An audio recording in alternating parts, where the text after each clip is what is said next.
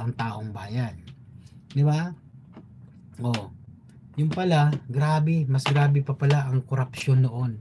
Buti nga mga kababayan, may isang presidente na naglakas ng loob, no, na kahit sino man ang tamaan, mga kababayan ko, ay talagang nanindigan siya, mga kababayan. Di ba? Nanindigan siya, mga kababayan, na ito ay maisiwalat, no?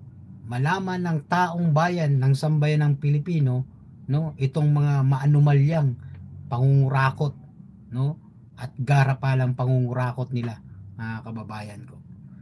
Oh, 'di ba? Kung hindi dahil sa presidente natin, mga kababayan ko, ano na mangyayari sa atin? 'Di ba? Matapos na ang termino ni PBBM, 'di ba? Sisisihin ng ilang Pilipino. Oh, ba't nung naupo ka ganyan-ganyan hindi mo na ano? Oh, ngayon, 'di ba?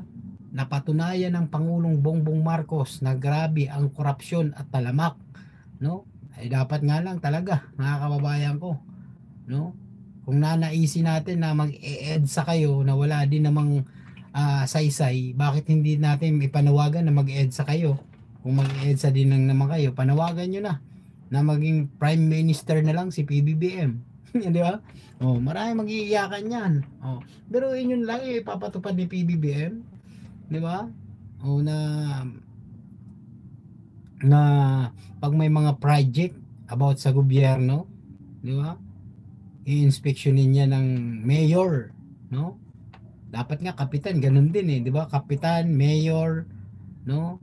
O congressman, kung yan ba ay nagawa ng maayos, 'di ba? At walang corruption or tama ang yung pinaka-standard, no? Na kapal or tibay ng project, 'di ba? Oh, ngayon may tatakbo pa kayang congressman, senador para lamang, 'di ba? Kasi kung ibabalik po talaga 'yan, mga kababayan ko, at mababantayan 'yan. No, kasi syempre mga kababayan, kung sa panahon ni PBBM, 'di ba? Oh. Yan ang sinasabi natin, mga kababayan. Oh.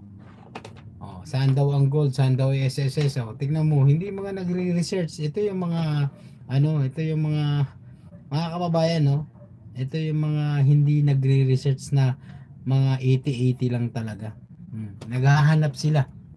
Oh, saan daw ang gold?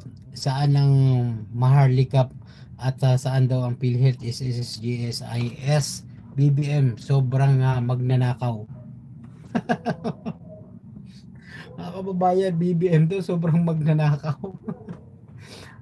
Wala man lang kayo mapatunayan kahit isa na nagnakaw si BBM. Samantalang si BBM ang siyang nagbulgar ng katahimikan at kawalang hiyaan, no? Ng mga korupsyon na nangyayari sa bansa natin. Panahon pa yan ng Aquino at Duterte. Oh. Ba't yung panahon nila, ba't hindi na imbestigahan daw yan? Oh. Diba? Oh. Mga kababayan, di ba?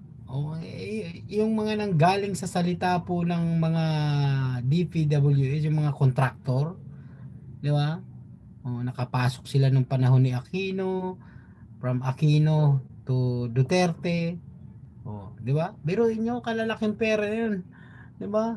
Doon sila nagtamasa, doon sila nagpayaman ng mga panahon na 'yon. Di ba?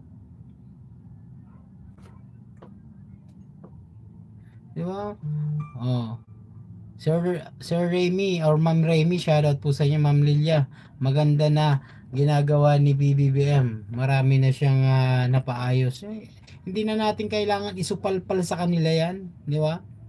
Or isa-isahin, mga kababayan. Kasi kitang-kita na sa mga mata natin eh, no?